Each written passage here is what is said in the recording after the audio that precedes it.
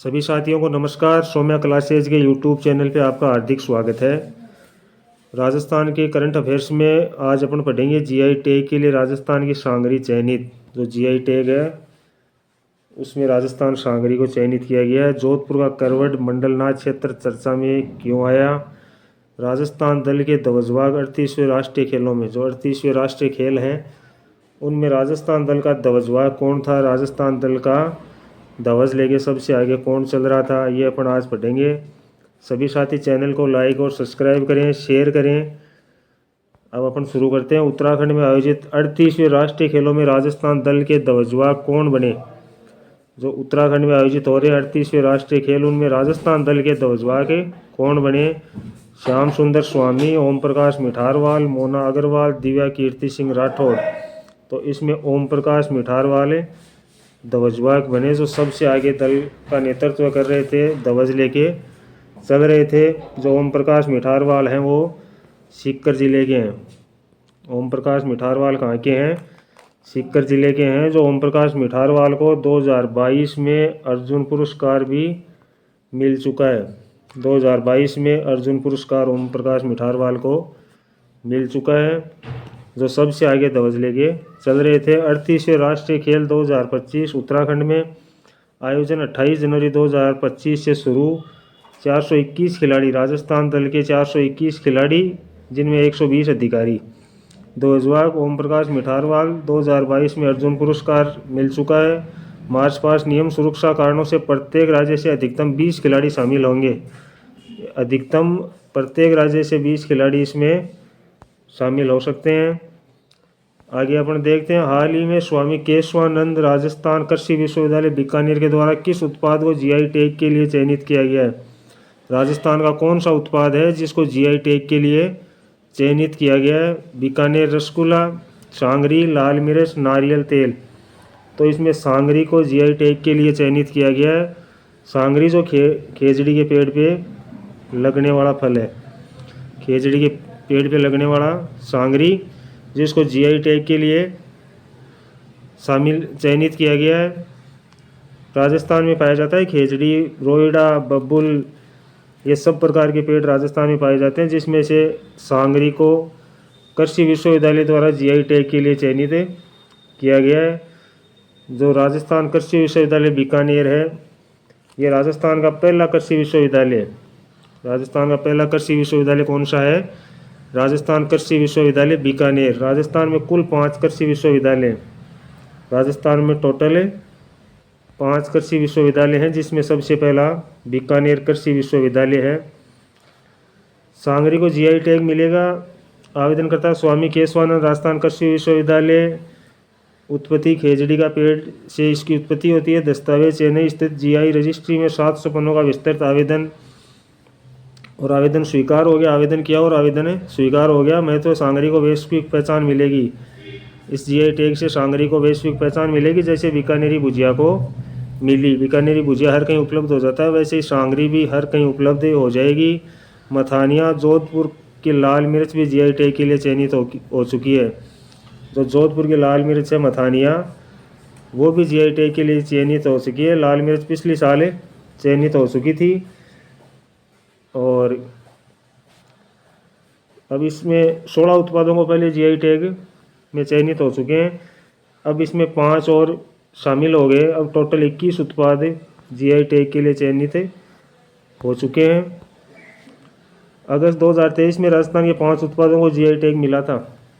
2023 में 5 उत्पादों को जीआई टैग मिला था। नाथद्वारा की पिछवाई कला, जोधपुरी बंदेज, उदयपुर की कोफ्तगिरी, बीकानेर की उस्ता कला, बीकानेर की कशीदाकारी क्राफ्ट। अब अपन देखते हैं 1994-95 से शुरू डांग क्षेत्र विकास कार्यक्रम का मुख्य उद्देश्य क्या है। 1994-95 से जो डांग क्षेत्र का विकास कार्य है उसका मुख्य उद्देश्य क्या है। शिक्षा में सुधार, बीएड और घाटी क्षेत्रों का विकास, औद्योगिक क्षेत्र का विकास, जल प्रबंधन। तो इसका उद्देश्य है बीएड और घाटी क्षेत्रों का विकास करना। बीएड और जो घाटी क्षेत्र हैं, जो चंबल नदी के किनारे वाले क्षेत्र हैं, उनका विकास करना इसका उद्देश्य है। डांग क्षेत्र का विकास कार्यक्रम की शुरुआत हुई 1994-95 में, दोबारा शुरू किया गया 2005-06 में राज्य सरकार द्वारा। ये कार्यक्रम 8 जिले सवाईमाधोपुर, करौली, धौलपुर, बारां, झालावाड़, भरतपुर, कोटा एवं बूंदी, इन जिलों के 2192 गाँवों को इसमें शामिल किया गया है। उद्देश्य है बीएड क्षेत्र तथा संकुचित घाटी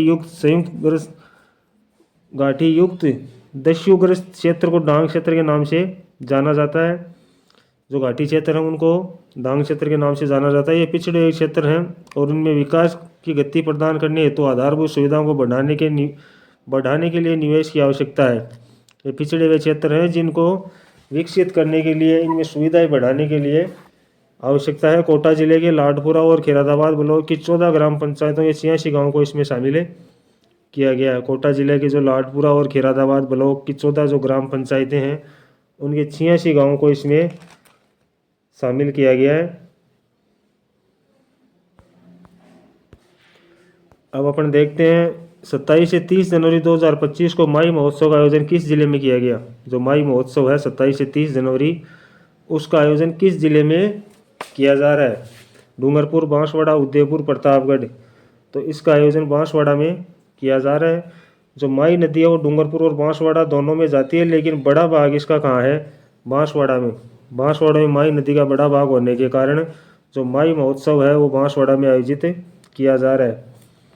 जो बांसवाड़ा जिला है वो संभाग बनाया, लेकिन वापिस से उसको उदयपुर में शामिल कर दिया गया है। बांसवाड़ा जिले को वापिस उदयपुर में शामिल कर दिया गया है।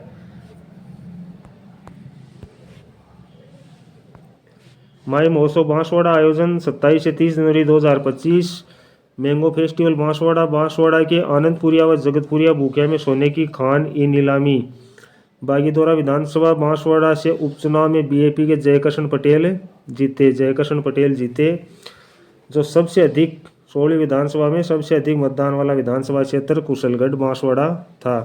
बांसवाड़ा के घाटोल क्षेत्र में सोने के भंडार का अनुमान लगाया गया। बांसवाड़ा का जो घाटोल क्षेत्र है वहाँ पे सोने के भंडार के अनुमान लगाए गए हैं। अब अपन देखते हैं जोधपुर के करवड़ मंडलनाथ क्षेत्र में हाल में कितनी देवलियां खोजी गई। जोधपुर का जो करवड़ मंडलनाथ क्षेत्र है उसमें कितनी देवलियां खोजी गई। 50, 100, 150, 200। तो इसमें 100 देवलियां खोजी गई। और जो करवड़ मंडलनाथ क्षेत्र है वो 100 देवलियों के कारण फिलहाल चर्चा में आया। अब इसको देखते हैं अपन। जोधपुर करवड़ मंडलनाथ क्षेत्र, समय 800-900 साल पहले की देवलियां हैं। महिलाओं की भूमिका, पुरुषों के साथ कंधे से कंधा मिलाकर युद्ध में भागीदारी और पैर ओढ़ने की आज़ादी। पुरुषों के साथ में युद्ध में महिलाएं भी भागीदार और पैर ओढ़ने की आज़ादी। खोज 100 देवलियां 3-4 फुट ऊंची लाल पत्थर की, जिन पर योद्धा और महिलाओं के चित्र हैं। 100 देवलियां जो मिली है वो 3-4 फुट तो ऊंची है, लाल पत्थर की है और योद्धाओं और महिलाओं के इस पे चित्र बने हुए हैं। प्रमुख शिलालेख संवत 1600 के बाद के युद्ध स्थल की पुष्टि। संरक्षण सेव ओवर हेरिटेज फाउंडेशन द्वारा सफाई, मार्किंग और रेस्टोरेंट और स्थानीय पहल लोकल बॉडी को सौंपा गया सुरक्षा की जिम्मेदारी। ये था अपना जोधपुर करवड़ मंडलनाथ क्षेत्र जहाँ पे 100 देवलियां मिली है, उनके कारण ये फिलहाल चर्चा में है। आज के लिए इतना ही। धन्यवाद।